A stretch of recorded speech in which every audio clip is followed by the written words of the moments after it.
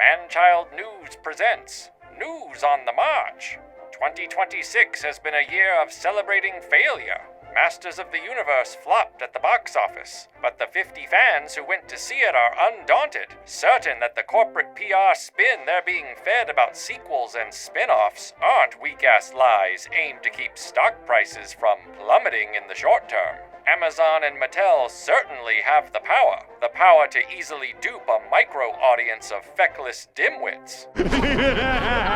Supergirl also failed at the box office, and in the grand tradition of insanity, Warner Brothers declared it will continue to do the same thing in spite of this massive mistake, and triple down on their forever misguided DC Cinematic Universe ambitions. The biggest marvel in all of this is how desperate Warner Brothers is to have what Marvel once had, to the extent they're setting their financial solvency on fire. CEO and rich doddering fogey David Zaslav is confident the next DC movie, Superman, Man of Tomorrow, looks amazing. This is the same man that told the same media that The Flash was the greatest superhero movie ever made, because he's a CEO who barely knows how to work his own cell phone, let alone what makes for a good movie. He's just talking to Wall Street when he makes these statements. Wake up, people. He isn't talking to the customers. He isn't talking to you.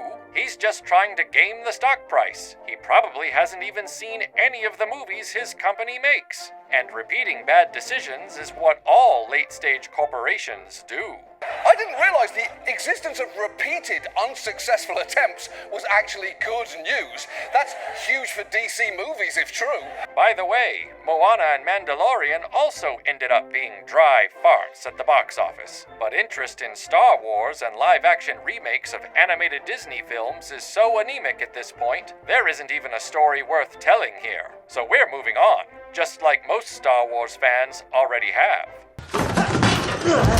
Indiana Jones is getting a new comic book for the first time in 30 years. They won't allow merchandise from some of his previous movies to be made, but they'll let you watch those very movies on Disney+, and they'll give you a comic book occasionally.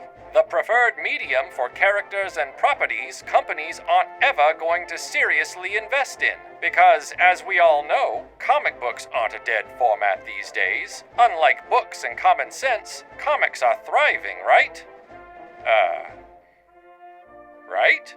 Ghost in the Shell has returned with a brand new anime adaptation that's actually based on the original manga, and not the heavily stylized 1990s movie version most Gen Xers now leaning on Viagra remember. So of course, they're complaining about the new show because they don't read comic books. Those same comic books like the one Indiana Jones is getting, remember? They think the angsty, antiseptic 90s version is the cooler, more mature version. But that's because they're still mentally stuck at 15 years old. Hate to break it to these guys, but there's only one version that has both a ghost in the shell and a fist in the clam.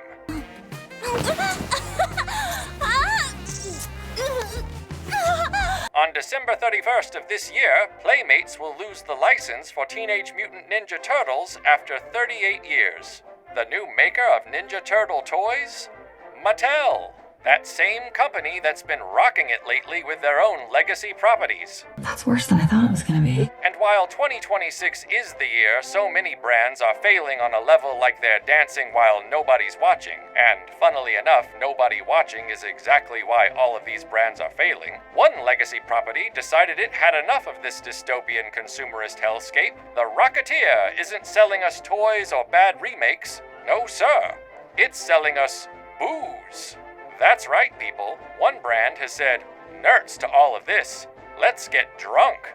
I like it. The Rocketeer now has 2 varieties of officially branded whiskey for the fanboy who's given up all hope. Unfortunately, Rocketeer's rye tastes like, well, rocket fuel, which strangely makes sense, but it's also hot garbage. Runs on alcohol. This has been Manchild News for August 2026.